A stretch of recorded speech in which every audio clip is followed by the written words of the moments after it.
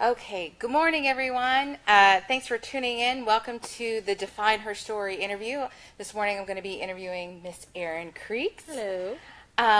Just to kind of go over some things in case you're just now popping in, just want to let you know that this is an interactive interview.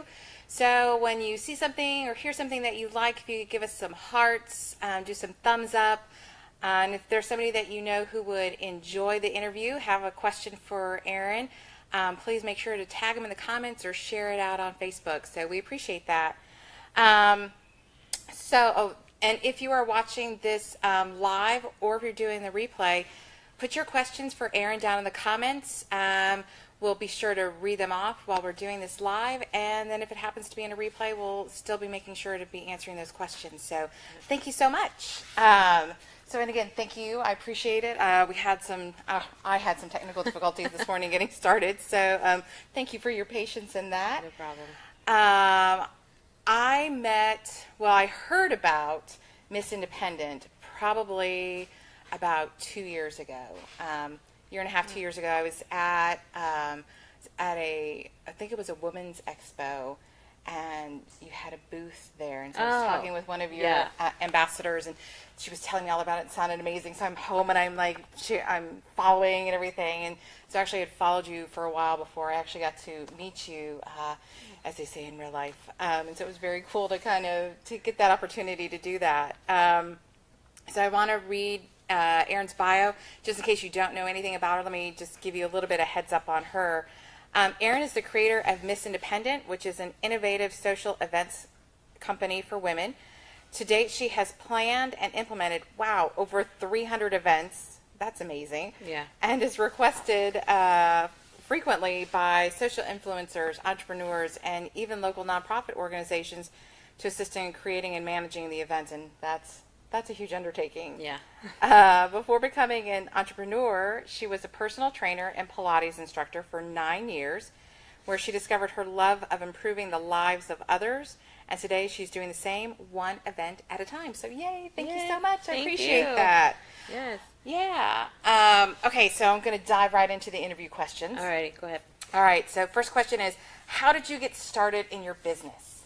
It was quite by accident. So as you said, I was teaching Pilates, and I think I was leaning a little bit more into doing something else, not knowing what the something was.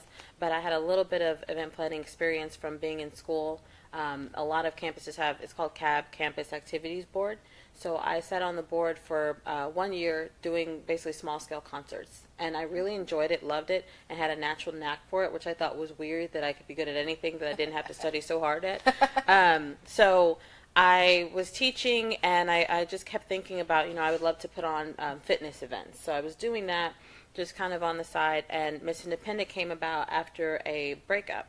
I was in school in Florida. So when I moved back to Houston, and you got into that relationship, I didn't realize that I wasn't building my own tribe of women, my own friends. And so, of course, when that was over, I just felt kind of stranded. And so MsIndependent started on meetup.com, and I thought for 30 days I'll try it out and see what happens. And when no one shows up and no one comes, I'll close it down in 30 days. And I think in 4 days we had 56 members. Wow. And I kept refreshing, like, that's wrong. But, we started off that way, and then I just kept creating these different opportunities for women to get together. I didn't consider them events. It was just literally a meetup. But I started to take it so seriously, and seeing the needs and wants of these women and identifying with them a lot of the issues that I was going through. And I took it seriously, and I build and build and build and build. And I think I created my first business plan probably the second or third year. Wow. But I would not use it. I didn't want to do it, and I just thought this isn't safe. It doesn't make sense. But, of course, I enjoyed the Pilates and teaching, but I always just felt like, but there's got to be more, and there's something else I could be doing. So I think, it was 2014, so we started in 2010. So 4 years later, I finally just created a website. Mm-hmm. And then through a series of events, I finally gave up Pilates. I got a safe corporate job, and within 10 months, that company was sold. Wow. And I just thought, well, this was the safe thing to do. I'm out of options. My Pilates certification has expired.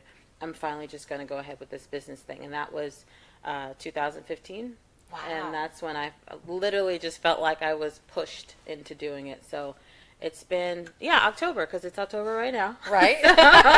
Just got that. So I think in a week or so, that'll be 2 solid years since I started. So you had enough signs kind of pushing you in that direction, because as I'm listening to your story, I'm like, sign. Right.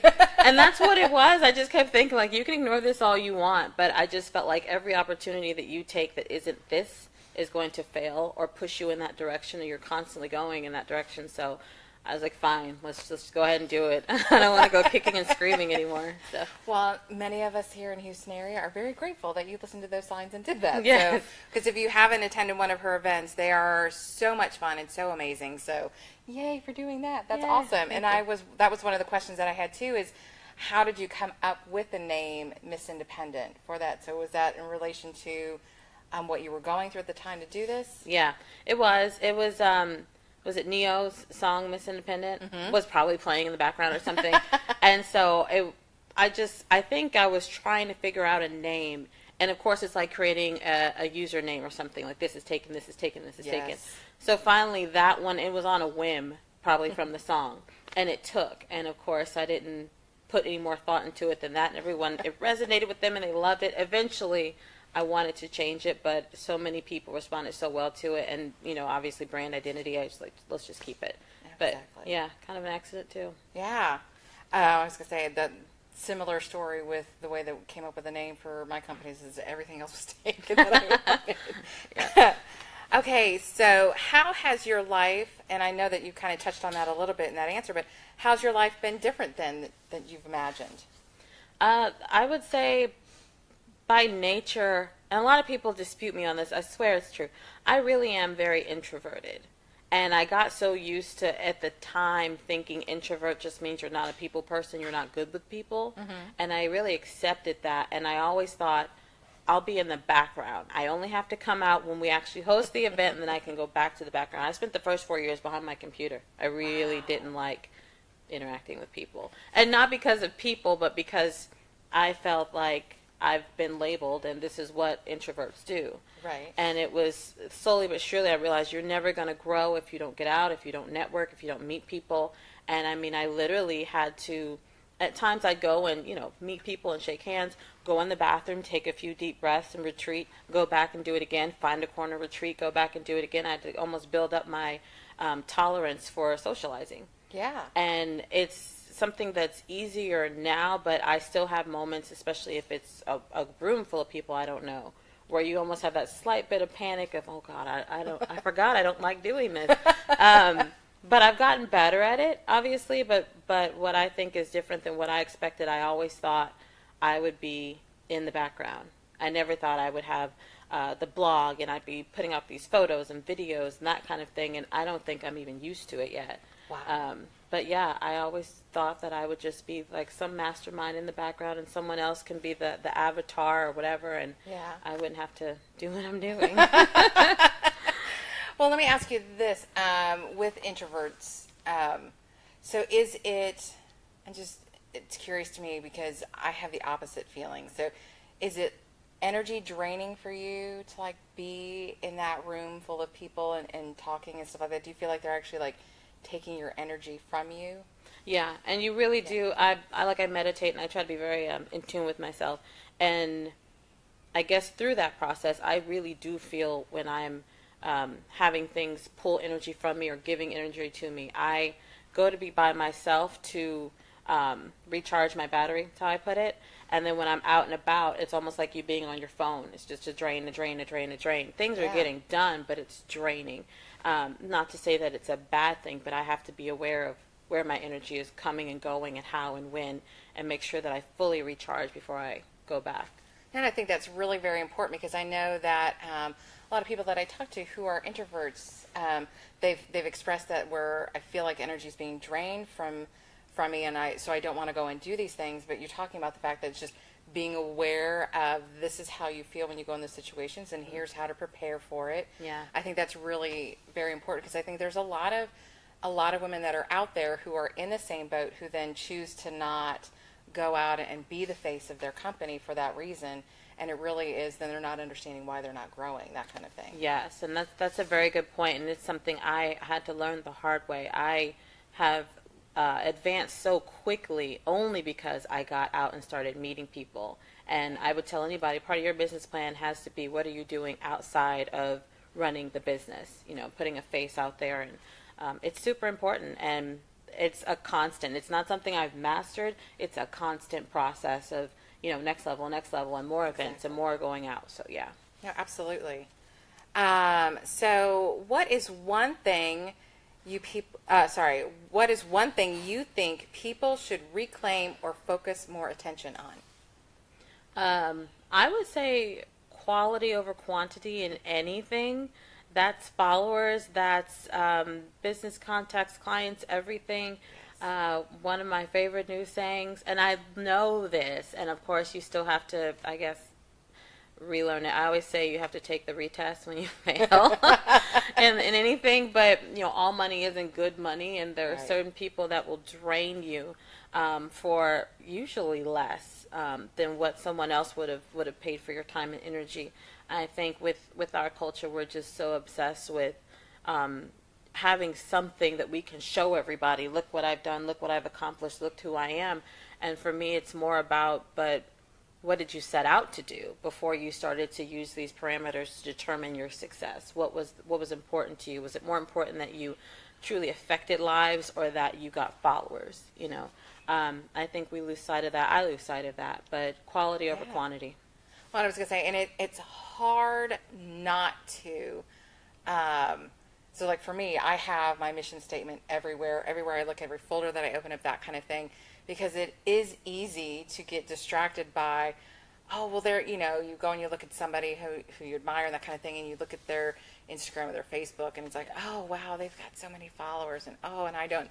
And so you try to, like, you know, I'm trying to emulate them, and so you're trying to do some of these other things, and you're focusing on the wrong stuff. It's like, if you just focus on what it is that's your purpose, those things will fall in line, kind of thing. Yeah, they will. And I've doing the same thing with my Instagram. Definitely, I'll look like, why am I have half as many followers to start at the same time? But look at your engagement.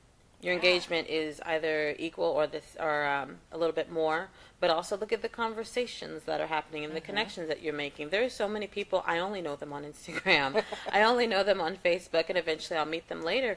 But it's rewarding, because isn't that what the social aspect of social media is supposed to do? Like, we're not here just to, I don't know, boost our egos with numbers. You're supposed to be making connections, and that's the point. Exactly. All right, so what I want to do is I want to take a look and see if we've had, and forgive me because this is going to take a second to refresh the page, but let's see if we've got anybody who's asked any questions. So let's see here. We've got some comments on here. So let's see here. Anna and Manisha have said, good morning. Hey, guys. Morning. Carissa, thank you so much for, two of our, thanks, man. I love you, Carissa. And Brandy said hello. Thank you. Hey, hi, guys. Thanks for tuning in. I appreciate that. So no questions, but comments. Thank you so much. And again, if you've got questions for Erin, please be sure to put it in here. I've got a few more questions for her, and we'll check back in and see if we've got any others. So, and again, I think this might be, I'm liking the conversation we're having this morning. So thank you. Yeah, I'm doing good for that much coffee. I know, I was going to say, I left my cup of coffee at the house. I was like, oh, okay. I'll leave my keys before I leave and my your coffee. cup is really cute, too. Thank you. So what hurdles have you faced, and how have you overcome them? The biggest hurdle, I would say at least this year, it's just kind of still in my face, is the financials of starting your own business. And I've had so many wonderful people that I'm grateful to invite me out to coffee, or just want to sit down with me and just, how you doing? Yeah. And you go, oh, wow, I haven't thought about it, or I don't want to think about it. It's good to have that. But this year, at least, it's tied into a lot of, well, I don't have this much money, I haven't made this much, or this event didn't pull in this and that. And again, it's a business, it's not a charity or a fun thing. You are supposed to be profitable, but I have to remind myself, you're only 2 years into this. Right. You're still figuring this out. And of course, I'm just like, no, I've been working on it really hard. Where is it? And I realized this year that I tied in so much of my personal worth, of course, with the monetary gain. So it's like I traded, if I lose this much weight, then I'm this good a person, for if I make this much money, then I'm this good a person. And that's something I really had to reconcile with. And I think a lot of other people, and especially the women I've sat down with, they just go, yeah, that's part of it. I'm like, no, you don't understand, but this happened. Yeah, I know. No, but you understand this happened. So you really do feel like you're on this little island just fending for yourself, and there's all these other people that are just like, no, this is part of the process.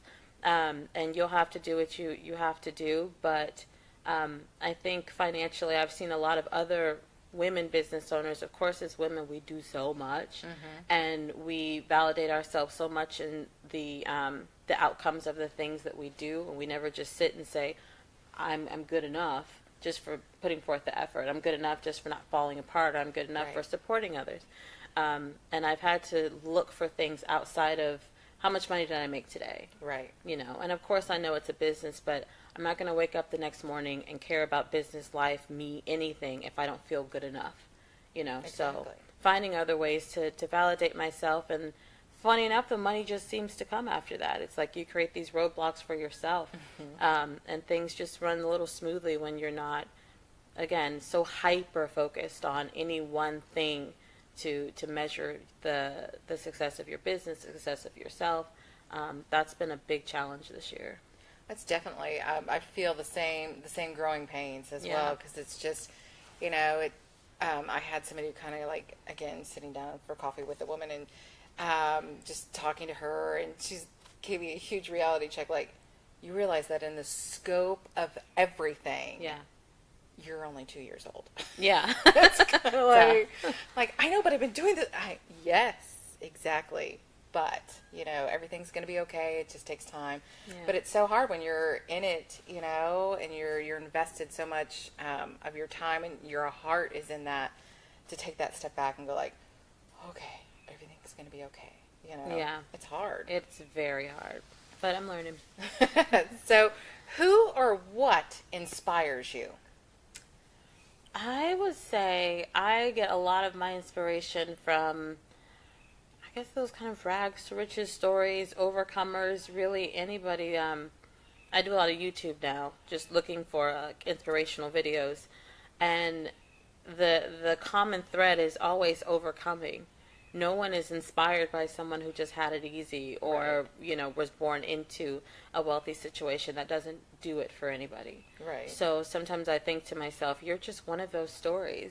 Like, of course it's going to suck for a little bit. It does for everyone, but in every one of these situations, we want to see how bad it was before it got good. We want to see what you had to overcome. So it's a lot of just little stories, and they don't have to be celebrities. I mean, it's friends, people in the community. Especially after Harvey, just seeing what people decide, I'm going to help in spite of, and, people that weren't even from Houston that, went down and bought a boat and drove it here and, saved people. And it's just kind of a reminder that it can look bad and it can feel bad, but other people have overcome more than this, longer. And so those kind of things keep me going. So is there a particular YouTube channel that you found that has like really good motivational or inspirational videos on it, or? They're kind of all over the place, and different days I'll literally just, women overcoming or overcoming challenges. I listen to TD Jakes a lot, and they have little snippets of him talking. It's a motivational video, but it's snippets of him talking, and it's super helpful. Of course, you don't want to be that person that has to be like, I'm going to overcome this. I'd rather just this not happen. But I would say he helps a lot. And, I will say Oprah. Is it Life Class, or it's her is it Master Class, maybe? I think that's it. I think so. The most recent one that I've watched was Steve Harvey. That was really, really beneficial to see. Gosh, he didn't want to, he wasn't planning on being a comedian, and look at the path that he's taken. So those kind of things help. Those are awesome. Yeah. 2 tips for anyone who's trying to accomplish their dreams. I would say I think a lot of things. Okay, things are going to feel kind of multiplied, magnified, but it's never a lot of things. It's maybe one or two things that show themselves in many different ways. So the two main things that I've been focusing on that have helped me, and I've heard have helped other people, are you've got to remember why you started. And the face of everything is going to feel like it's not possible to you, but you really have to just remember how you felt, what you thought.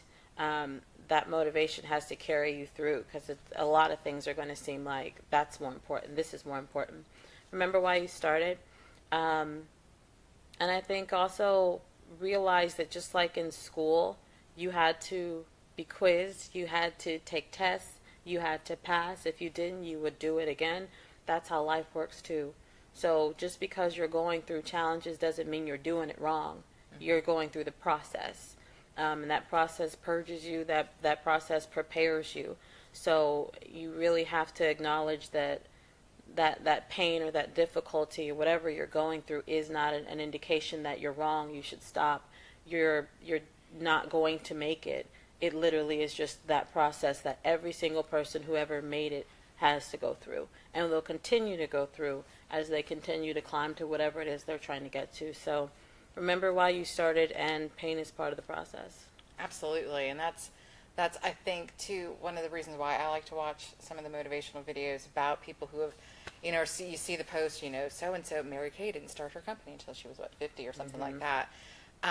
It's things to realize that sometimes what we're doing is we're in the process of comparing our chapter 2 to somebody else's chapter 50, and it's kind of like you just didn't see all of the blood, sweat, and tears that went into it for them. So I'm real quick because I think we've got potentially some more. Let me refresh real quick, and we'll see if we've got any questions before we get into our speed round, which is my favorite. I don't know if you've ever watched what is it, James Lipton, it's the Actor Studio or Inside the Actor Studio. Oh, at the end. Yeah. So I stole that. Oh, I'm sorry. I borrowed that from him. He was my inspiration. I was for inspired by that. So Wanda Coleman says that she hopes this will be available for later. The sound keeps muting. Well, thank you for letting me know that, Wanda. And yes, it is going to be available. It'll stay here on the Nerdy Girl page, so it will be available later for a replay. Carissa, oh my gosh, I needed this, so yay. And Valerie, great discussion. So thank you, ladies, for tuning in. I really appreciate that. All right, so I'm going to get into the speed round, and then we'll wrap it up. So here we go. So speed round is literally first thing that comes to your mind, okay? Okay. So what is something you're not good at? Delegation. Okay, what is your favorite word? Turquoise. Oh, nice. What sound or noise do you love? Silence. Nice. Okay, and then what profession other than your own would you like to attempt? Oh, I'll be a chef in a minute. Really? Mm-hmm. Not surprised that you're a foodie, so that's cool. Okay, last question here with the speed round. If heaven exists, what would you like to hear God say when you arrive? Job well done. Nice. So tell me, what does the future hold for Erin Creeks and MsIndependent? Well, my most recent event coming up is October 26th. It's an event creation workshop. I've gotten so many questions from people about how I do what I do, and I finally just decided, well, let's just get it all out there, and I'll answer all of it. It's on October 26th at Growthly here in Houston from 6:30 p.m. to 8:30. And then also we'll be doing some volunteering before the year is up. I'm hoping to get it done a little bit before the holiday. We get in the swing of things, but we've been doing a lot of volunteer work. It's not as well known over the course of the years. I think a good 4 years or so now. We've been really good about that. So want to bring some of that back, and then also we'll be gearing up for 2018. So I'll be definitely asking questions and seeing what are y'all looking forward to for next year. What can we add? Serving of course our community and working with other female business owners. That's something else I really want to focus on 2018 is supporting our community and other women that are like me trying to figure it out. So yeah. And where can everyone find you online? Yes, so we are at MsIndependent.net. So it's MS, the word independent, no dot, no spaces, .net, and that's where you can find the blog, information on upcoming events, and also sign up for the newsletter. It's on the homepage, and you'll get weekly announcements for upcoming events as well as events that we would like to promote.